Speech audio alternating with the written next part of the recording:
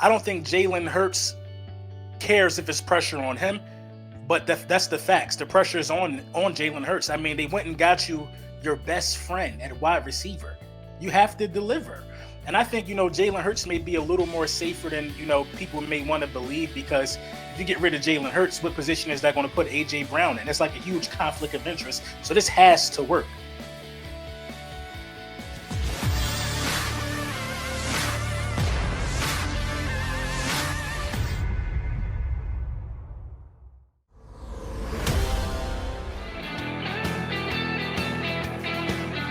Hang on here. I gotta. Hang on. There. Better. Gotcha. Woo, man. Gotta love it when your GM's the most popular guy in the city now. Not your quarterback or your new wideout, but you got a dude going around doing the media tour saying how, hey, I got you a Super Bowl in 17. Howie Roseman, are the Eagles Super Bowl contenders? Trust the process. I delivered. I'll do it again. Okay. Really? All right here. Let me bring my guy, Lord Brunson, in here, LB, man. Hey, LB, man. Dan, what up, Dan? He's making them rounds, man. I was listening to Angelo, man. Hang on. Here's my impression of Howie Roseman this morning. Okay, on Angelo. Hang on, man. Hold on. He might making that wood, dude. He might need another hand. It might be too heavy right now, Dan. He deserves everything, man. He deserves all the kudos right now, man. He did a fantastic job. He did, man. And you know what, though? He's going to, and I love, and I'm paraphrasing, obviously. He didn't say it, but how I saw it was, trust the process. Mm-hmm. Hey, man, this is, I got you one before. And now doesn't this put more heat on Jalen here, man? Because he believes in his heart that there's enough tools on this team and there's enough talent on this team to at least have a playoff run. Do you not feel at least that much in what he's saying going around telling people? Yeah, I feel the same way. I mean, I don't think Jalen Hurts cares if it's pressure on him, but that's the facts. The pressure is on Jalen Hurts. I mean, they went and got you your best friend at wide receiver. You have to deliver. And I think, Jalen Hurts may be a little more safer than, people may want to believe, because if you get rid of Jalen Hurts, what position is that going to put AJ Brown in? It's like a huge conflict of interest. So this has to work. How about this too? And I know that you're probably in the same conversation with me and you and Philly 500. Mm-hmm. We're just men of the people, right? Right, okay? Right. So I throw something out there 2 days ago. Hey, congratulations, Jalen Hurts, on recruiting AJ Brown to the Eagles. It's not news, but today it's news because some stiff in Philly reports it. You and I have been kind of going around. Hey, man, he's been working out with him, this and that. Okay, look, I'm not looking like Howie. Trust the process. I'm all good with it here, but that's kudos to him, isn't it, man? That's a good sign that people want to play with Jalen Hurts. It's a fantastic sign, because if you listen to the national media, well, not really so much national media. If you listen to our local media, you would start to believe the notion that nobody wants to play with him and he can't throw the ball. AJ Brown said today, I believe in his presser, that he got a strong arm. I believe in him. When people believe in you, man, that could kind of turn the tide of the people and your overall success, man, and whatever you're doing. Absolutely, I believe in it 100%. Do you believe this Eagle team is in the top 5 in the NFC? In the NFC, who do we have in the NFC? I wrote these teams down. You tell me if you buy into what I wrote down here with these teams here. I got the Rams number 1, mm-hmm. Bucks number 2. Yep. Packers 3. Yep. Arizona 4. No. Eagles 5. Yeah, the Eagles are absolutely, in my opinion, above Arizona. I mean, you lost DeAndre Hopkins for 6 weeks. Would you put the 49ers in there? I think the Eagles should be better than the 49ers and the Cardinals. Okay. I think they should be better. Okay, so you think they're top 5 talent right now in the NFC? Yeah, and it's crazy to say that, but when you look at the rosters and you look at the teams you just named, this is a top five talented team in NFC. Absolutely, Because you look at I mean, so you think they're better than Dallas right now? absolutely. I think we're the best team in this division. I mean, you can go position for position with Dallas right now. Dallas has quarterback and cornerback. I'll give them safety. Other than that, I think the Philadelphia you kind of give them linebacker too, but I think the Philadelphia Eagles got the positions that matter as far as the trenches go, offensive Absolutely. line and In defensive my line. opinion, they are better than Dallas in the D line, and they're better than clearly Dallas now in the offensive line. Mhm. And that was the dominant factor in 2017. Let me take you back to that team. Compare this roster to that 17 roster. Is it close? I think this roster's more talented. You Huh? never you never had this many bona fide number one wide receivers. You got two number one wide receivers now. You got Dallas Goedert, who's a younger version of Zach Ertz. You know what I mean? Arguably, some people would say he's better than Zach Ertz at this point in his career. You still have that defensive line. You still have that offensive line. I mean, think about the guys you still have from 2017 that's going to be able to mentor these guys, going into this season. You've never had a front seven like this. You've never had Hassan Reddick, N'Kobe Dean. You never had Kaiser White. You never had this great of a linebacking core. So I think this could be potentially a more talented roster than that 2017 team. Is the experience or lack thereof the difference between that 17 team and this team? It's because there's a lot of youth on this football team compared to what there was in 17. Kind of. I guess you can kind of, it's like give and take with that one because the guys that we still have are guys that won the Super Bowl in 2017. So those guys are wiser. Those guys have brought guys along like Jordan Mailata. You know what I'm saying? So I think the experience would be a factor if we would win the Super Bowl or not. Your thoughts on the draft? My thoughts on the draft: A plus, knocked out of the ballpark. I mean, Howie Roseman did fantastic things, hence why he's on a world tour looking like Prince right now. He deserves it. He's done fantastic things in this draft. I mean, to go out there and get a guy like Jordan Davis, who's going to ultimately replace Fletcher Cox. Then you go out there and get the replacement for Jason Kelsey. Then you bring in N'Kobe Dean. Everybody slept on N'Kobe Dean. N'Kobe Dean is probably a top 3 linebacker out of this year's draft. Now, you really didn't address the secondary like I wanted you to, but what you did was ensure you have a pass rush to mask any deficiencies you have in said secondary. So I think Howie Roseman did a fantastic job. Didn't spend a bunch of money, let me ask you one thing about Jordan. And by the way, this was a guy that I wanted to, and this is a guy that I predicted. So, I mean, I'm just looking at it now on what his potential can be. Gary Cobb was on with me yesterday. Does it worry you he's not a pass rusher? And when you're taking a guy that high, I don't think he can just be a two-gapping guy. He's got to have some impact against that pass rush as well. And he can't be taken off the field on third down if you're drafting a guy in the position where he was drafted. Tracy Rocker obviously is going to work with him. Tracy was his D-line coach at Georgia also when he was recruited to Georgia. So he knows the player, and I'm sure Tracy, the D-line coach, had some influence on this decision being made here. Tracy's a former Outland Lombardi winner. He's a former teammate of mine. I know him exceptionally well. Does that concern you at all about him?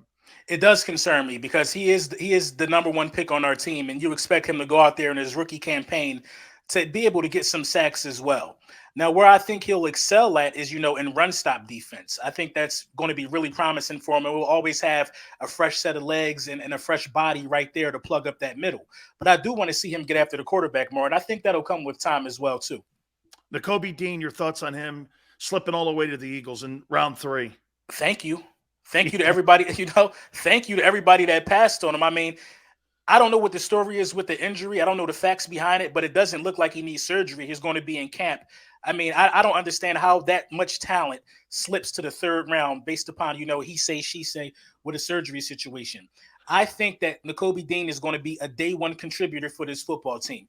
You're looking at number 17, N'Kobe Dean. You're looking at the future leader of this defense in the next year and a half, 2 years. I think he's that intelligent of a football player. And for him to have slipped down the way that he did and for us to capitalize on it, we're not going to ever take a linebacker in the 1st round after picking N'Kobe Dean in the 3rd round because we're always going to wait for somebody to slip after that. I'll tell you, to me, you see this. Don't it's becoming a trend now too, LB, that if you play on a great team, you get these question marks because there's so many great players. I mean, 5 guys went in the first round off that Georgia football team, that defensive football team, and you're starting to. It's almost like when Burrow came out, he still went number 1 overall. I get it, but remember what they were saying? Well, he played with all those great players. And then they said the same thing about Mac Jones when he went to New England, played with all those great players. I think it's a great thing that he played with all those great players. That shows me that he could play within a system and such. And I agree with you. I think he's going to be a linebacker that's going to be an impact guy. When you have the rotation that they have, I think that the sky's the limit for him. How do you think they'll use Jordan Davis, though? Because Hargrave's going to start and Fletcher's going to start. How do you see them and Jonathan Gannon using him? Rotationally. I think they'll use him in a rotation situation. I think he'll be, short yardage guy, like first and goal, he might get the nod. He's younger, he's bigger. I think they'll use him situationally until he finally takes over, probably after this season. But a little more than situationally. AJ Brown's acquisition, did it shock you? It absolutely did shock me because we're not known for spending money. You know what I mean? And we're not known for, getting guys that we want. And especially on draft day, I've never seen the Philadelphia Eagles be that aggressive on draft day. We're not known for getting players that other players on our team also want. This is like Christmas for the Philadelphia Eagles fan base right now. Like everybody wants this guy. Our quarterback wants him. I mean, it really shocked me, man. This is so not like the Eagles. That's why I feel good about it. How do you get a number 1 wide receiver at the age of 24? I mean, LB, he's 24. When T.O. got to Philadelphia, I think he was like 35, something like that, 34, 30.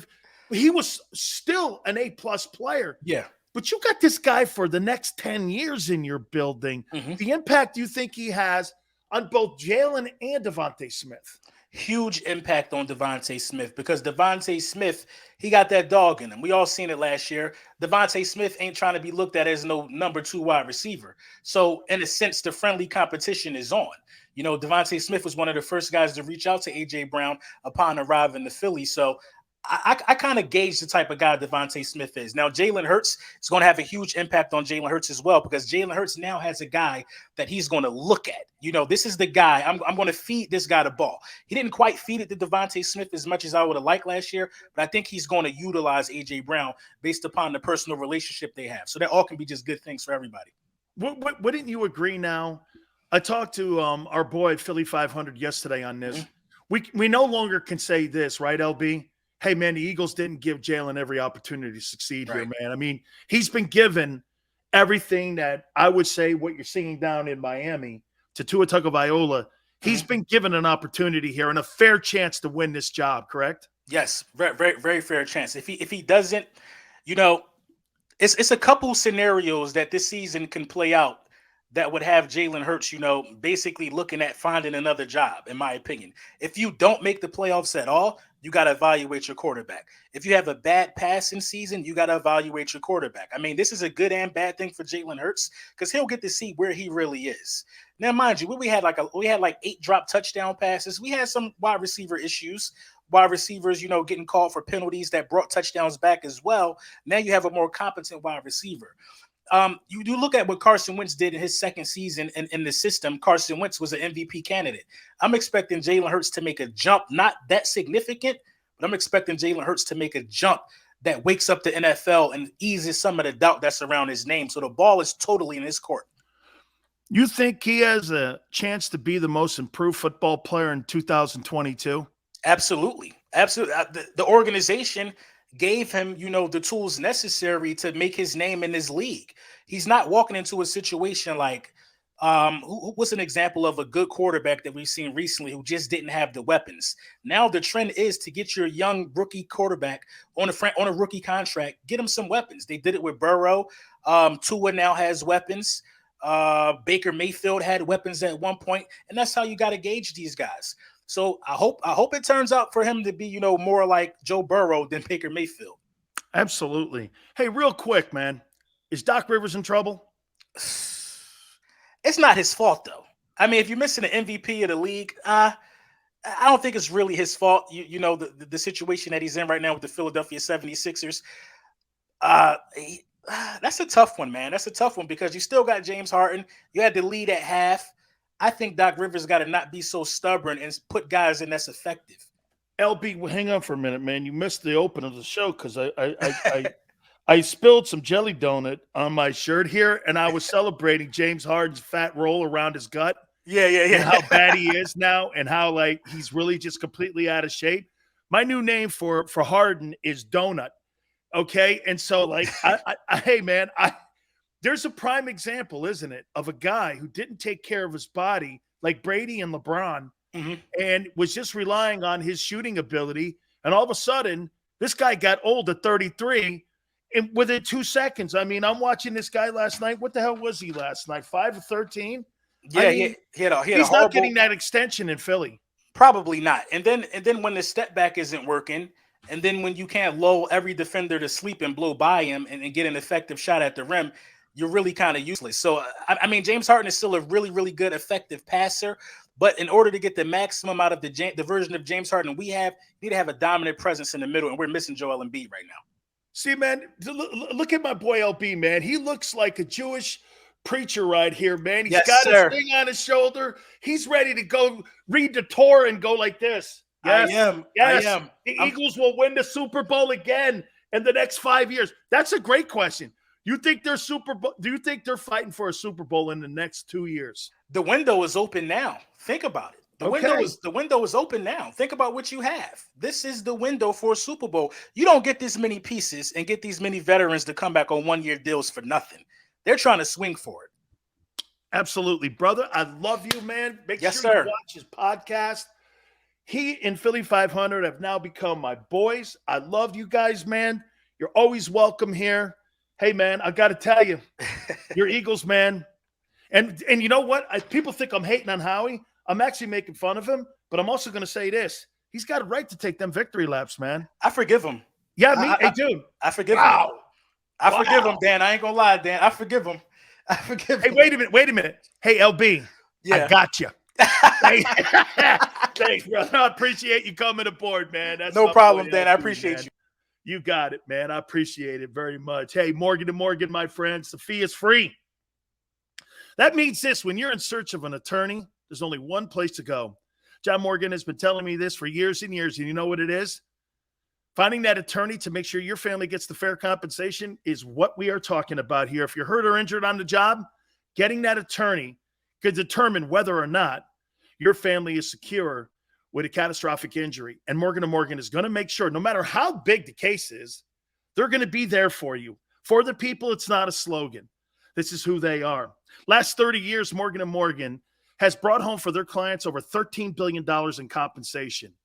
With over 800 attorneys and offices in Philadelphia, New York, Florida, and across the country, size matters here, my friends. That is this. They're the biggest law firm in the country. Nobody, and I mean nobody, will intimidate Morgan & Morgan. They will make sure your family gets the fair compensation it rightfully deserves. The call is free, 800-512-1600. That's 800-512-1600. The consultation is free, 800-512-1600. And do me a favor, when you call Morgan & Morgan, tell them Big Silz sent you. I'm John Morgan of Morgan & Morgan. When you're hit from behind in a car crash, the insurance company may try to say, you can't possibly be hurt. It was only a few miles an hour. It's simply not true. You see, here's the thing. Getting hit at 10 miles per hour is like falling off of this. 15 miles per hour, like this. And only 25 miles per hour, this. Injured, dial pound law. There's only one Morgan & Morgan.